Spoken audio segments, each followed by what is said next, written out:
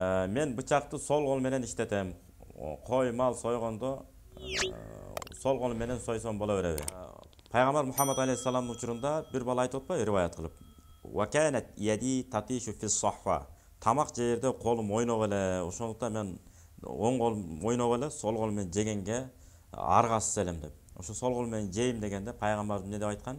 Вакул бияминик, оң колуң менен же. Вакул мимма аялик, өз алдыңдан же деп.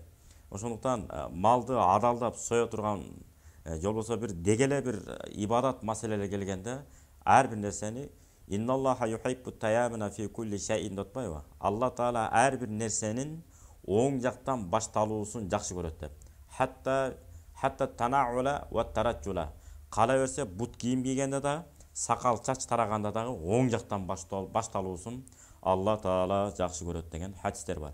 Мына ошондуктан ар бир нерсени оң кол менен баштаганга калыптаныш керек, анын кыйынчылыгы деле жок, көнсө да болот ага.